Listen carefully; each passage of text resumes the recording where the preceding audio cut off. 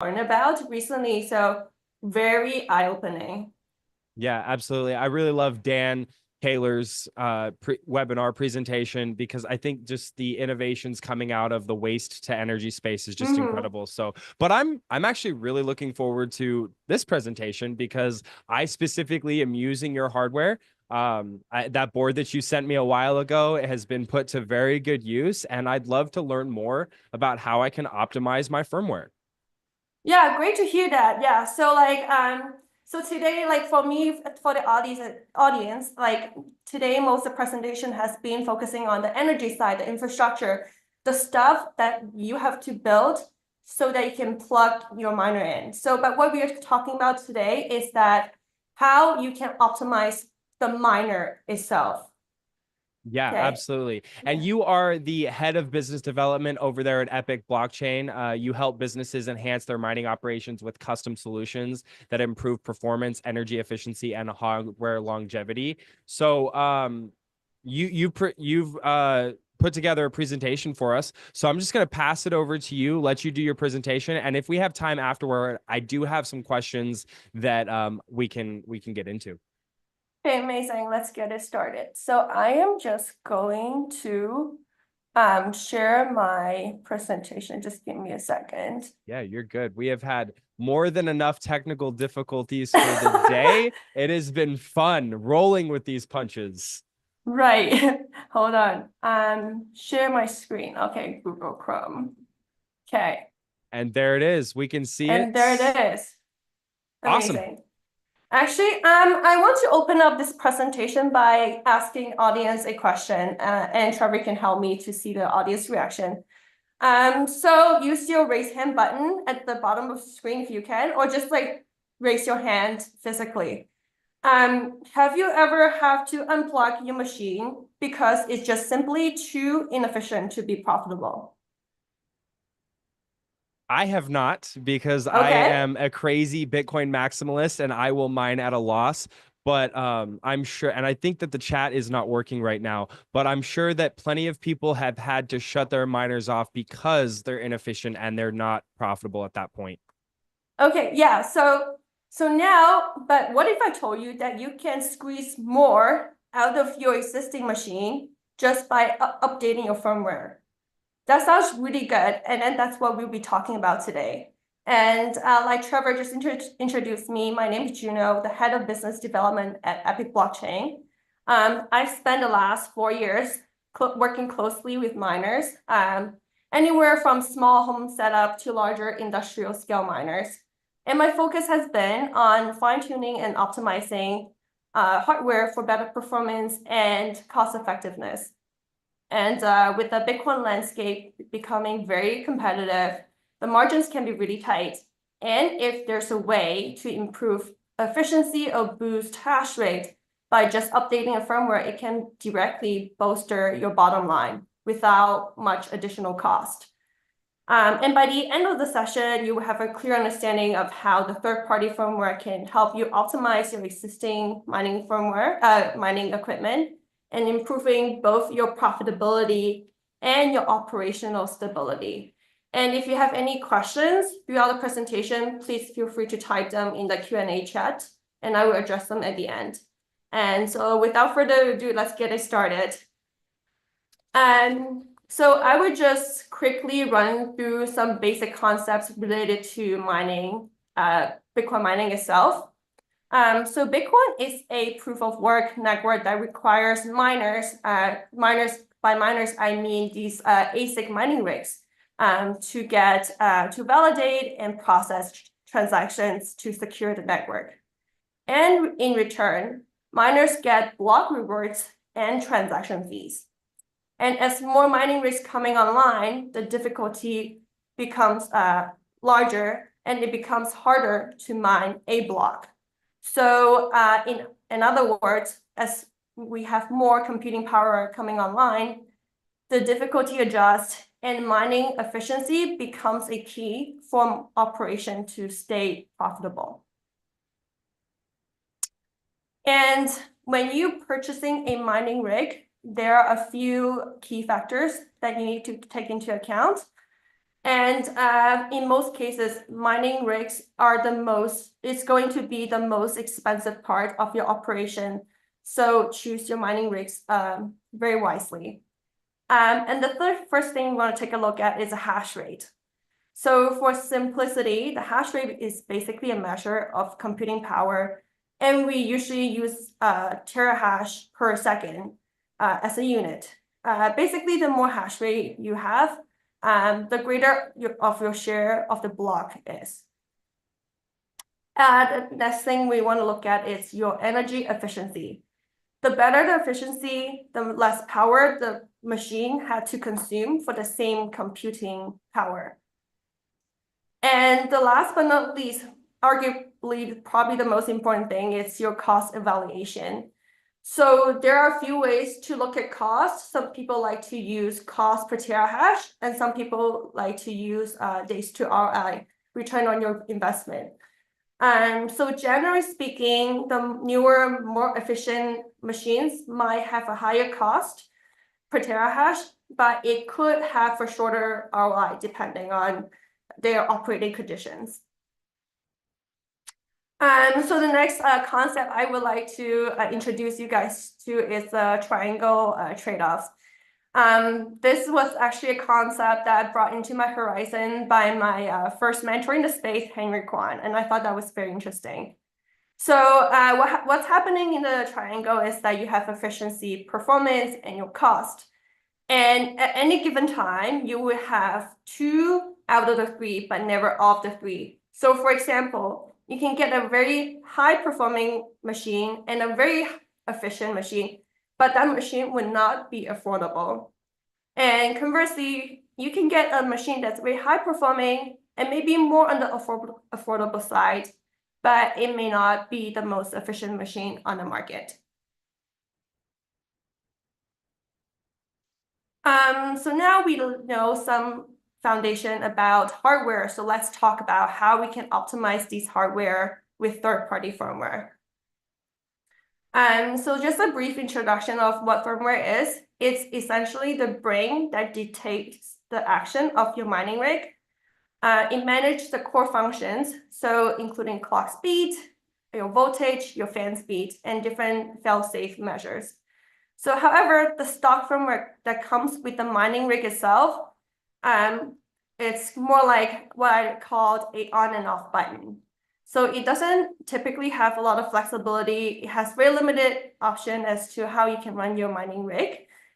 Typically, if you're lucky, it has a high performance and an efficient mode, and that's pretty much it. But third-party firmware, it's more like what I call it a dial. It gives you a little bit more flexibility in terms of how you want to run your rig. So you can play around so many different settings and then optimize it for your infrastructure. So let's talk about some of the advantages of using a third-party firmware. So as I mentioned before, third-party firmware provides flexibility. It can increase hash rate or improve efficiency of your machine. And they often have more granular control over your voltage, fan speed, or even error tolerance management. And additionally, some firmware might offer advanced tuning algorithms. So you can basically set it and forget it and without intervening with too much with your operation. And a lot of third-party firmware also has better algorithm and better fail-safe management, so that can translate to less downtime and better uptime. And then next, we can talk about different firmware solutions. So generally, there are 2 types of firmware out there. Ones that charge a dev fee, and the others that charge a non-dev fee.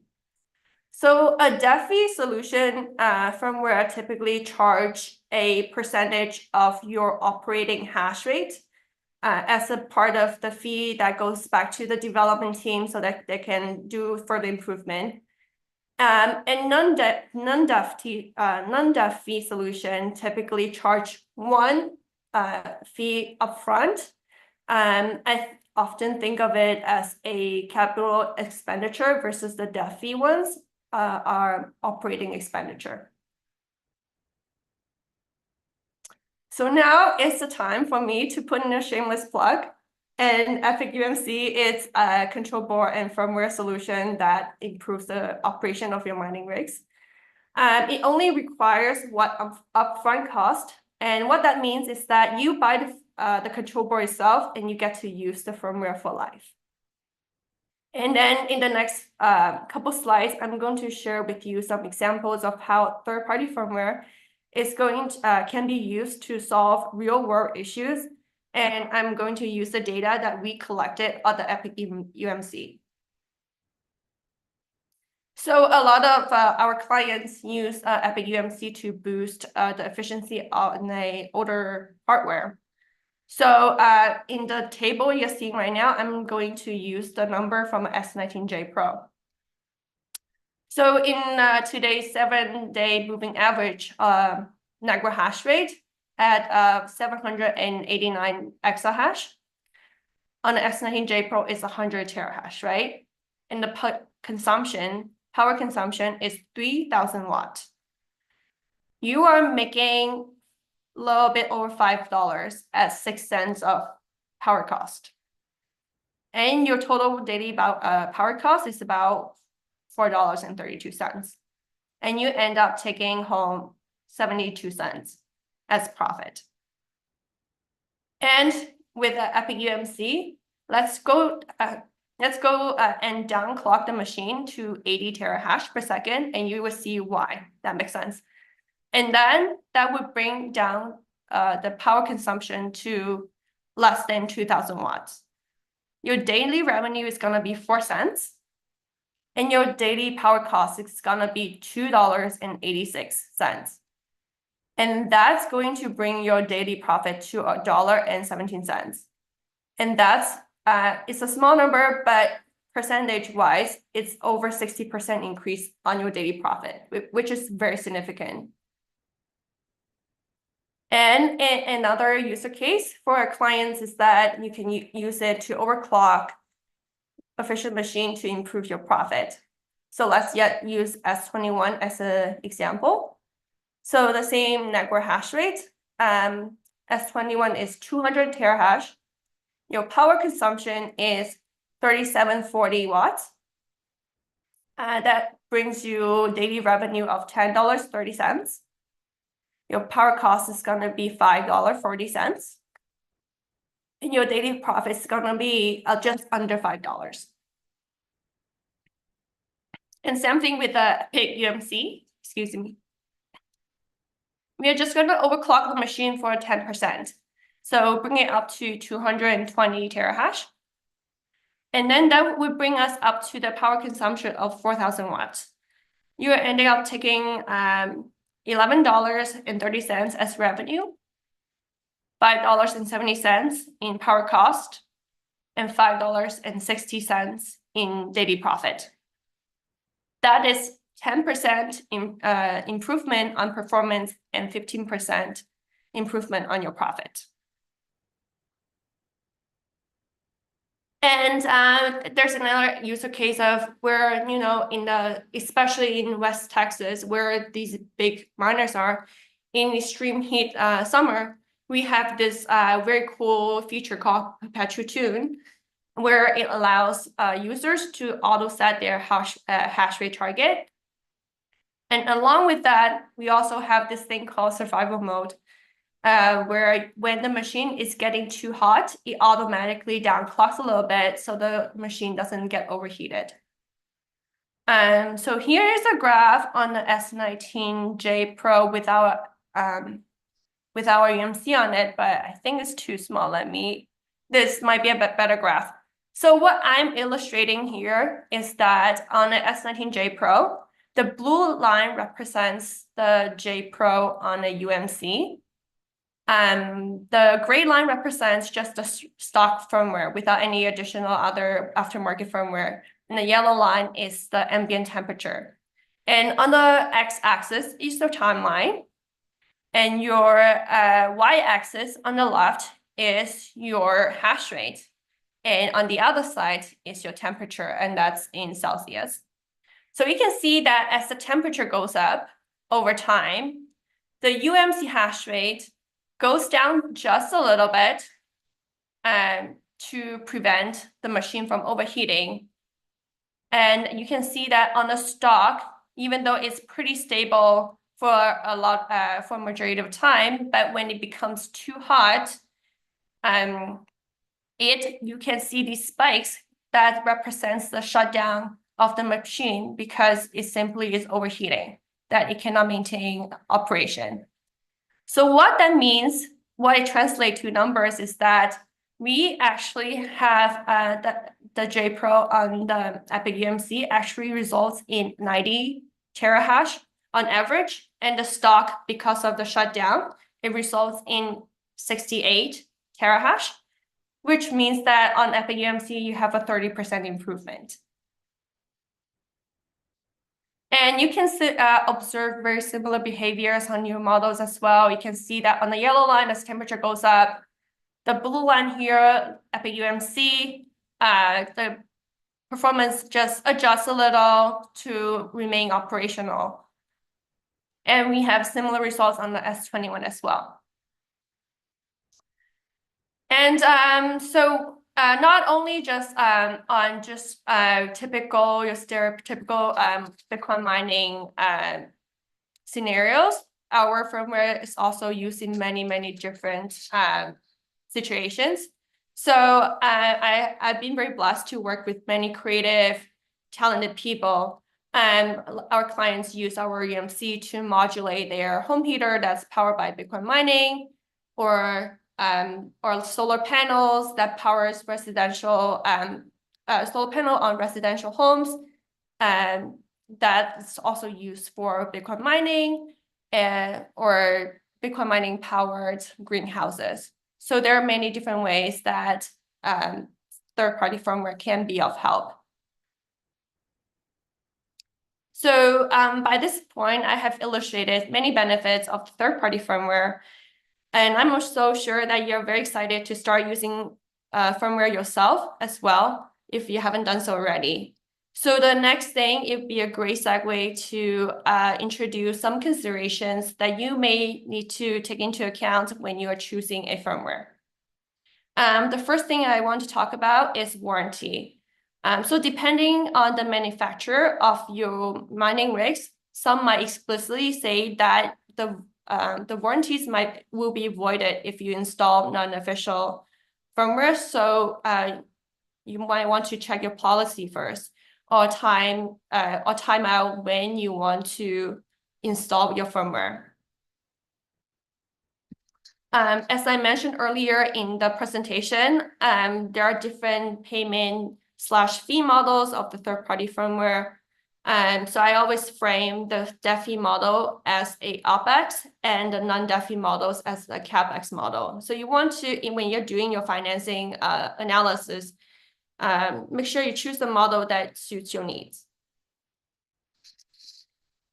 And the next thing I want to talk about is security features and safety protocols that the firmware uses. What you're seeing here is SOC compliance. It is basically a framework that helps organizations to protect consumer data. You can get the certification from many different agencies. SOC compliance basically checks a few criteria as showing on the slides here: privacy, confidentiality, security, availability, and processing integrity. So sometimes your auditor might ask you for the certification depending on your operation. And just a slide to summarize all the benefits I have illustrated with the examples from UMC. Third-party firmware can help your operation to improve efficiency and profitability. It can help you to help your operation to maintain stability and reduce downtime. And typically, this firmware has more data available for you to review, so you can have a more precise control over your mining operation. And last but not least, the gains in efficiency can typically shorten your break-even period. And for example, a 10% improvement in efficiency can shave probably weeks or even months off your ROI period. So let's talk about some best practices when you are choosing a firmware. So first thing is you want to start small. So before you decide to choose a firmware that you want to go with, have a small test bed first. Make sure you're familiar with all the features, all the buttons and whatnot before you start implementing them to your entire operation. And next thing is to test and compare. There are so many options on the market. So make sure to test out different ones to see which one fits your needs the best. And the third one is to plan for firmware fees. And I want to stress that on the DeFi models, they're taking a percentage of your mining revenue. So make sure you include that in your financial modeling. And the last thing is implement and check for updates. The development teams are constantly improving the stability, the features of the firmware. So a lot of times, a lot of your issues can be solved by just updating the firmware itself. So make sure after you have implemented a third-party firmware, just regularly check your firmware's website and see if there are any updates.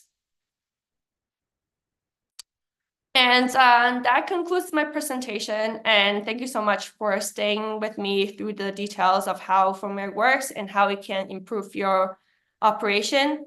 So now let's open up the floor to any questions that our audience might have.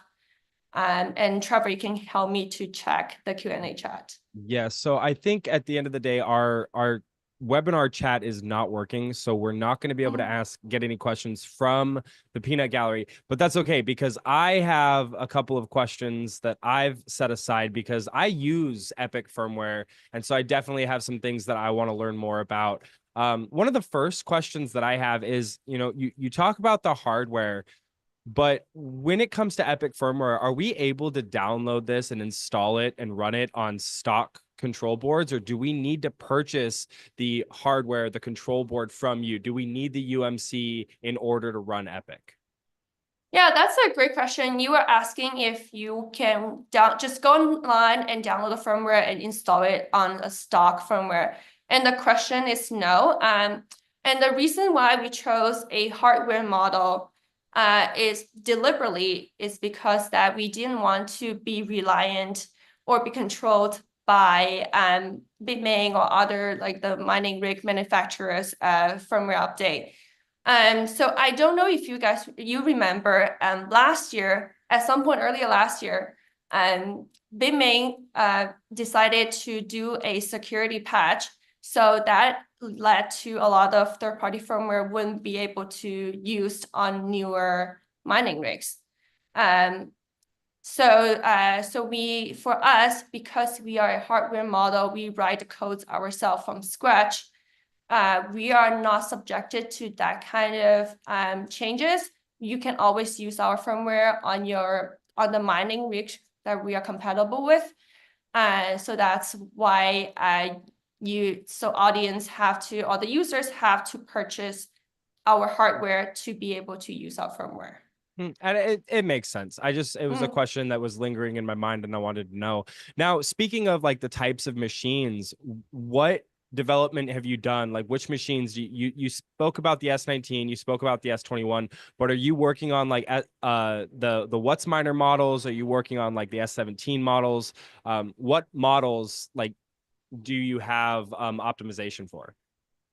Yeah, that's a great question. So right now we are compatible all the way from like the S19 variants to the S20 variants that are air-cooled.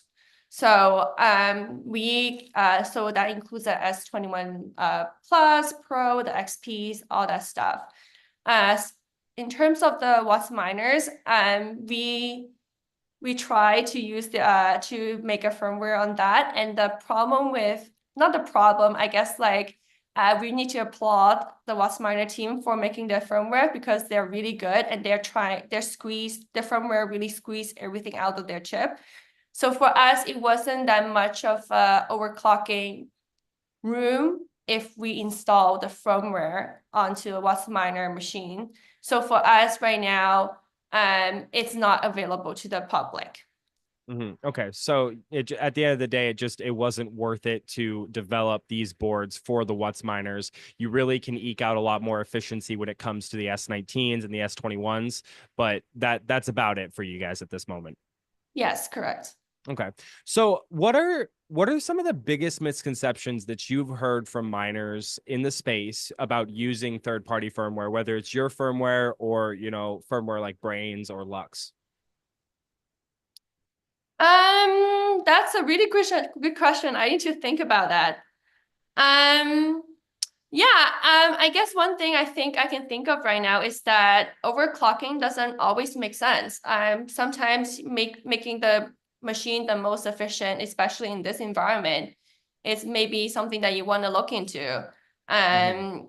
At a certain point, overclocking, because of the increase in efficiency, you ended up paying much more in your power cost than you're getting from the mining, unless your goal is just to mine and keep the Bitcoin until it blows up to even bigger thing, and then do your thing. But from a cash flow perspective, looking for the best efficiency might be something that's very important as well.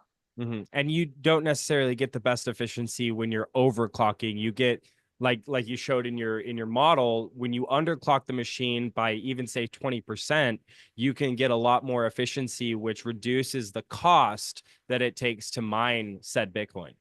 Exactly. Yeah.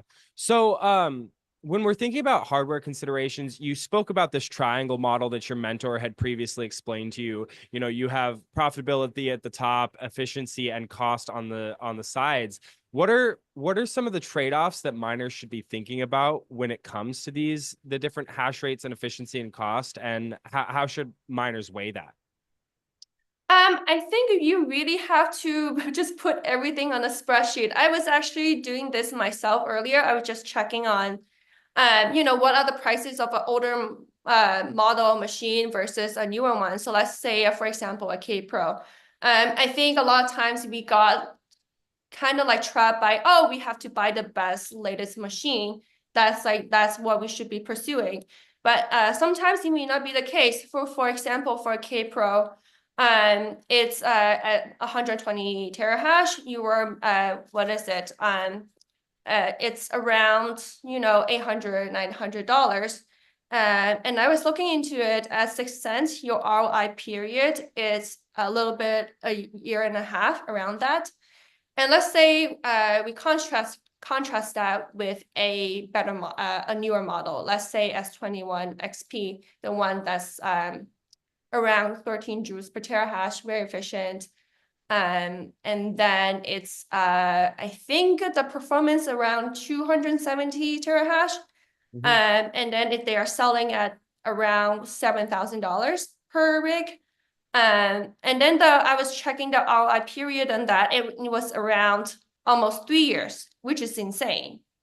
But that's the time we are in right now. Yeah. So I think just not to be just not necessarily chasing the next best thing, but just really do your calculation and do your due diligence and see what makes sense. Yeah, I think every Bitcoin miner has to take into account their situation specifically, and what are they trying to achieve. A lot of the people that I speak to, we're in the hash rate heat punk space. We're looking at trying to heat our homes, heat our businesses, and we're holding onto that Bitcoin for a very long time. So we don't necessarily care about the efficiency so much. We do care about the performance, the longevity, the lifespan of these machines, because we don't want to have to keep buying and rolling into new machines. We want to set it and forget it kind of situation. So it really does matter what situation you're in and how you're looking at your mining operation. Yeah, exactly. And then I was just looking into this and I see I was just look, I forgot when S19 came out, and then I think that we have some clients still running S19 using our Epic UMC, and then they were able to keep them on the shelf still. using underclocking them. So I think that's like one of the other benefits that, having a third-party firmware, not necessarily Epic UMC, but any firmware that you use, you are able to extend the lifetime of your machine for so much longer. I think that for the environment, I think from the perspective of, utilizing the stuff that you already have and not having to, put everything in landfill, I think that's a really great use of third-party firmware. Absolutely. I completely agree with that. Mhm. You know, how does third-party firmware, you just spoke about extending the lifespan. I just kind of alluded to it, but how does third-party firmware help miners extend the lifespan of these older ASICs? I think it's two things. So, a lot of times the miners are forced to be unplugged from the shelf. It's not because they're broken. It's just simply because they're not profitable to keep them running.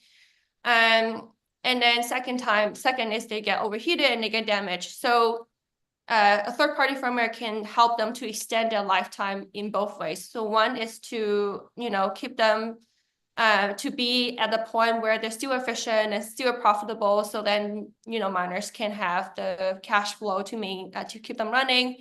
That's one point. And the second is that all these third-party firmware has different auto-tuning algorithms that prevents, machines from overheating so that you're breaking stuff inside. So there are the two perspectives that I can think of right now that helps to extend the lifetime of a mining machine. Mhm. Awesome. So I want to talk about risks. A lot of times we talk about the benefits, we talk about like why it's so great, but what are some of the risks associated with ASIC, like pushing ASICs beyond these stock performance limits? So depending on the firmware that you use, it may not have fail-safe feature that that prevents it from overheating. I cannot speak for other firmware, but for us, we do have that what I call survival mode feature that's built in, where when a machine is getting to a shutdown temperature limit that the user set, the firmware would downclock it a little bit so it doesn't overheat, so that it can extend the lifetime of a miner for a little bit longer. But in terms of risk, I would say that I mentioned SOC compliance. So a lot of like big mining farms come to us and say, "Hey, is your firmware SOC compliance, SOC compliance, which is a certification that a lot of like auditors, CPA looks for. It's basically a protocol that says, oh, that like all the data is secure, is protected, is not going to a shady place. Um, so I think the risk of like installing firmware is that there's always a risk of like your data being exposed, and or if and you don't know where the hash rate is going. It's always a risk. Yeah, absolutely. I think Mm. it's important for miners to take those risks into account, just like we talked about taking into account like your situation. Understanding the risks associated with your situation is really important and can help you stay profitable for longer. So, Exactly.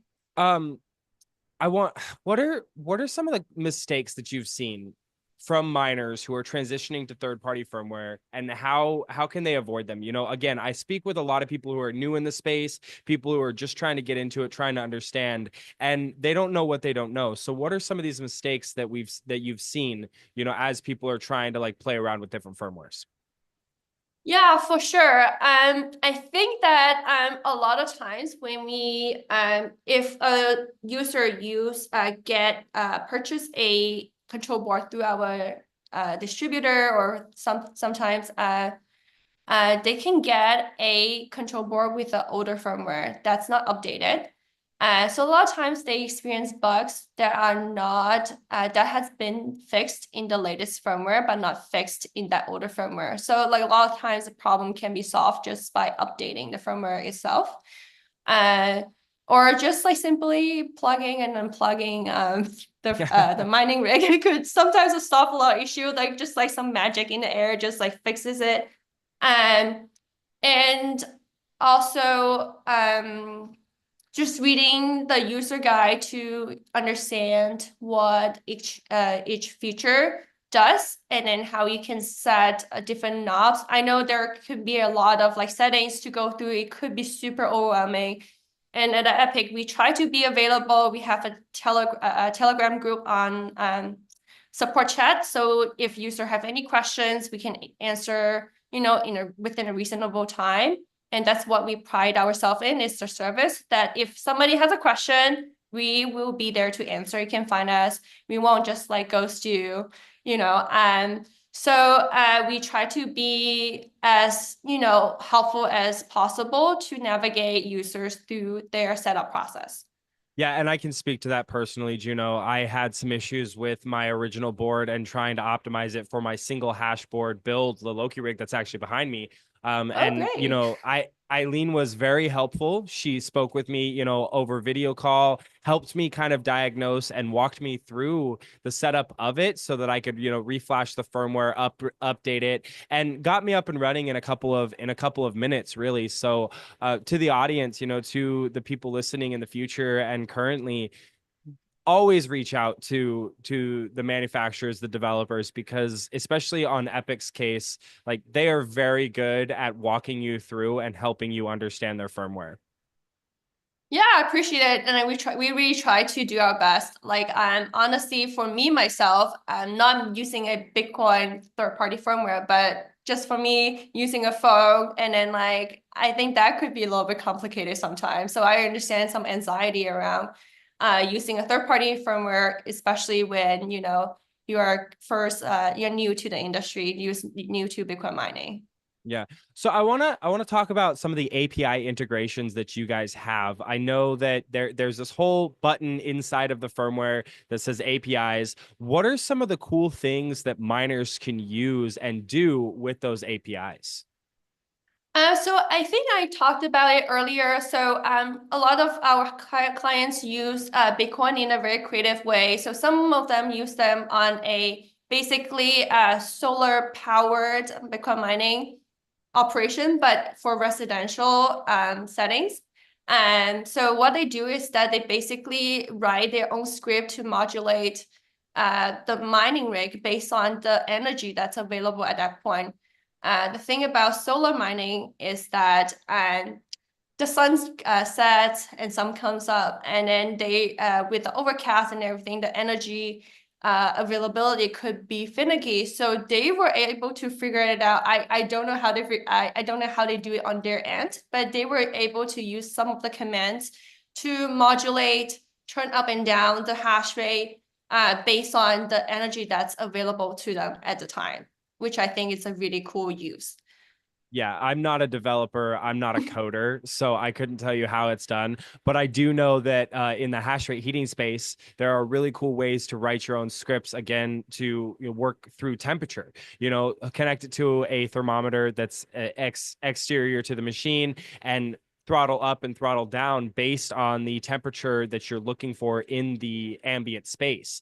And so I've seen that happen. And again, I couldn't tell you how it happens, but I think it's really cool. And because you have these API features, like you can use Epic's firmware to optimize these situations and scenarios for you. So whether you're solar mining and you have intermittent load, or you're mining for heat and you have a specific temperature that you're trying to target, I think it's really cool the way that you can optimize these different APIs.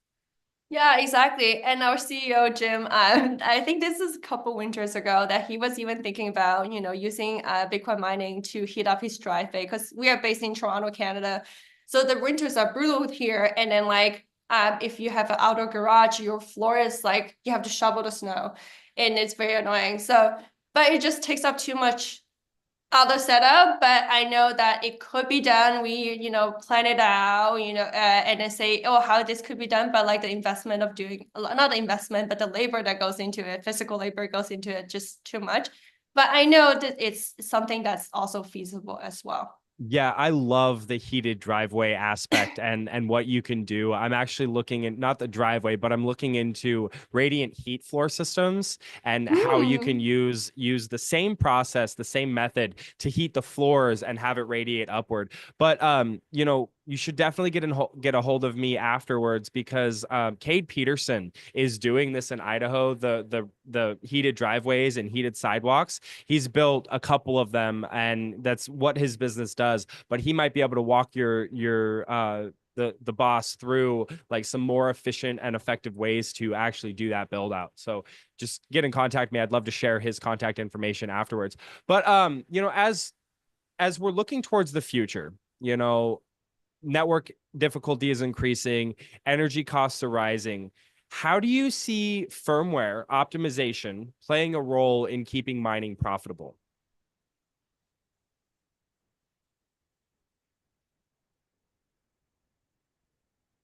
It's a very interesting question. I'm just taking a second to collect my thoughts. Yeah, take your time.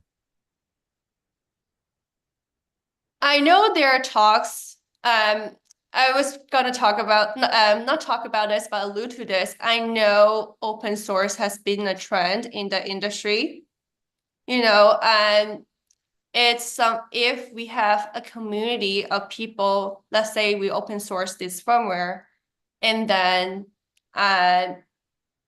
what are the features that people need so that we can improve Bitcoin mining and push Bitcoin mining to the max. So that we are actually making features that people need. I think that would be a great discussion to have.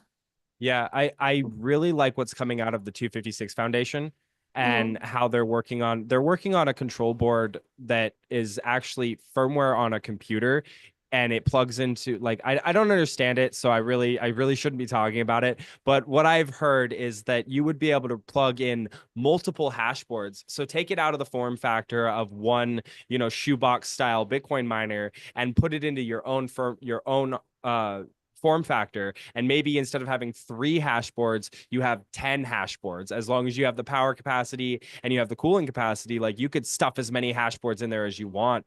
And I think that that's really cool, and this is open source development that's coming out. But it would be really neat to see some of the epic firmware to be able to overlay on top of that so that we could eke out more performance, more efficiency out of, like, say 10 hash boards instead of 3. So we actually do have this is something that we haven't talked about in public yet, but we do actually have a solution. Our control board right now can control 6 hash boards at a time. Oh, really? Can you Yeah, can that's you tell us any more about that? maybe in the later day, but this is what I can say right now. But right now, our control board has the ability to control 6 control board at the same time, which is very exciting. But yeah, I will leave it at that for She's now. okay. You're gonna tease us, man. Now I really want to learn more about that. Okay, Yeah. so I mean, I was literally just gonna ask, like, what are some of the upcoming features or innovations that Epic is developing? So that's one. Is there anything else that you guys have in the pipeline or can discuss with us and like tell us what are some other exciting things coming out from Epic? I don't know if most people know yet, but we actually have the form factor that's compatible with S19 Pro, S21, S21 Pro, S21 Plus, the bigger, wider one. Those are available at Alteratech, which is our only distributor for the retail space right now. Okay, awesome. So I mean, we're gonna be closing up here, and I just want to get some advice that you have. You're working on the firmware space, not necessarily so much on the mining side of things, but what is your advice to miners who are kind of hesitant about switching from stock firmware to third-party solutions? My advice, honestly, is to not just, I said that earlier, is to test small in your operation, but also have a whole rack dedicated to testing, or even have racks throughout your presentation, operation for testing. So you can see the amassed effect of a third-party firmware. Sometimes if you just test on 1 or 2 machine, you don't see the total effect because honestly, from what we see is that each mining rigs operate so differently. So just have a more significant sample size before you implement it to an entire operation. Yeah, and it's interesting how these miners, I mean, you could get the exact same miners. You could get an S19J Pro, get two of the exact same ones straight out of the box, brand new, and the way that they perform is going to be slightly different. So it's very important to understand your specific machine and the capabilities that you can get from it before you just start, throwing firmware on all of your machines, especially like you said, understand the firmware that you're using, whether you're using Epic, whether you're using Brains, Lux, Vanish, doesn't matter. Understand the capabilities and understand the different ways that you can pull some of those performances from that board and from that firmware. Yeah, exactly. You sum it up perfectly. So, where can miners learn more about Epic? What's the best way to get started? Okay, that leads to my next slide. So here is my LinkedIn information. You can find me on LinkedIn. I know some people like to scan QR code. Here's our website, and then here is our email and also Twitter. So here are the information. Come talk to me anytime. Awesome. Yeah, they're very responsive, guys. Juno, Earl over there, Eileen, like they're very responsive. They're very good at speaking to their community, helping people understand. So I highly recommend Epic firmware. I am a lover of Epic. I really am. I think it's great firmware. You guys have done a lot of work, and I just want to say I really appreciate your time today, and all of the work that you guys are doing in the space. Thank you so much, Trevor, for having me. It's been an honor. Awesome. We will see you around. Bye. Have a good one. John Taylor. Let's see. We're gonna um John, I think you have to control it. I can't remove Juno. Okay. We're technical difficulties. It's fine. It's Oh, There we okay. go. There it is. All right. Hey, how are we? Man, I'm good. I'm ready to go home. My wife's making dinner right now, but before I think about dinner, before I think about the after, and the taking in of all of the information, I have to ask, what are your thoughts on today, John? I liked it. I think we had a lot of great presenters, and there's a lot of innovation to operate your business differently. So in the beginning of our day, we talked about the small pleb miner, the the heat punks. They're going to be the people who really innovate and uh, make new ways of mining Bitcoin. And I was thinking more of like they're going to capture energy or heat reuse. But then as we went through the day and all these different perspectives were brought in, there's more than just getting cheaper electricity or reusing the heat. There's running your business better. There's partnering with organizations like Christian, where you can maybe work out a deal with a natural gas operator where you can get that power for under 5 cents. And then the cool thing about gas is the whole gas world operates on like a different set of parameters than we do in the Bitcoin world. So I think that there's opportunity there. And then, of course, Bob really started out the day with, uh, talking about my Bitcoin mining in general, giving us a really good foundation and perspective to what the future looks like. What are some of the things that you took away or appreciated about the day? Well, I mean, I want to go back to what you said about the heat punks. I think that there is a lot of innovation coming out of that space, and it's my bread and butter. I love it, but it's not just the heat punks that are going to be innovating, creating efficiency gains, and finding new ways to reuse heat. You're gonna see this come out of oil and gas. You're gonna see this come out of the waste to energy side of things. I think that behind the meter energy production is really going to blow up in the next cycle and the cycles afterwards, because we're seeing energy prices just increase. And if you can become the energy producer, your cost to produce a Bitcoin is almost negligible to your infrastructure and the cost of your machines. So I think that is something that's really exciting. And then I love the stack of like what happens when you have the energy producers and the heat reuse guys working in conjunction to create profitable businesses. I'm throwing up balloons. I'm so excited. Yeah, I don't know what just happened right there. I If don't you know need a what happened moment either. private to clean I, out, okay, we're good. but But yeah, that is I what I'm excited about. I totally agree. It's like if you are the energy producer, it's the idea of going to play blackjack at the casino or owning the casino. Absolutely. Absolutely. And we Yeah. always know that the casino wins.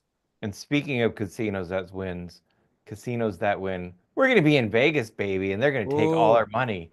But Well, before we get to Vegas, we're going to be at the Hard Rock Casino on the top of the roof of the Guitar in Fort Lauderdale. As you have to Uber yourself on over there. It starts at 9 o'clock for the Mining Disrupt pre-party that we are not putting on. We are just attending.